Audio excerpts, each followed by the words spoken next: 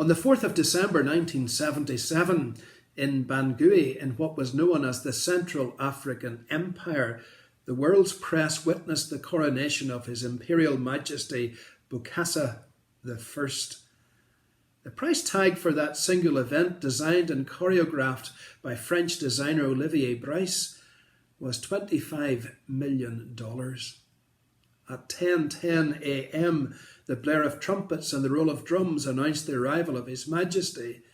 The Emperor arrived in an imperial coach bedecked with gold eagles and drawn by 6 matching English horses.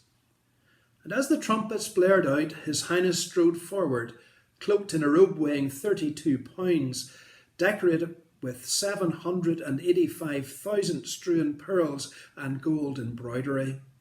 He wore white gloves on his hands and pearl slippers on his feet. On his brow he wore a crown of golden laurel wreaths, like those worn by the Roman emperors of old. As he completed his long procession, he seated himself on his $2.5 million eagle throne, took off his golden wreath, and as Napoleon had done 173 years before him, he took his $2.5 million crown, topped off with an 80-carat diamond, and placed it on his head. At 10:43 a.m, 4th of December 1977, the world had a new emperor. I wonder how you measure greatness. Perhaps you are impressed by the grandeur of Bokassa I.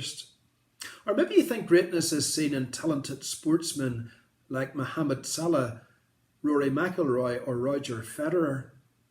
Or maybe you think greatness is seen as an impressive political leader. And in measuring greatness, we tend to think of power and prestige, either in the military, political or sporting realm. And so if it were up to us to make up a story of the greatest king coming to visit, then surely it would be announced with great pomp and ceremony. He would be wearing royal robes adorned with jewels and riches. Contrast that with Jesus' arrival on earth. Though he was God, he did not think of equality with God something to cling to. Instead, he gave up his divine privileges. He took the humble position of a slave and was born as a human being. When he appeared in human form, he humbled himself in obedience to God and died a criminal's death on a cross. The highest came to serve the lowest. Tune in tomorrow morning to our online Sunday service as I look a little deeper at this surrender attitude of Jesus, a surrender attitude that's to be replicated in our lives. As he surrendered himself and became obedient, so we must also surrender ourselves to the Lord and become obedient.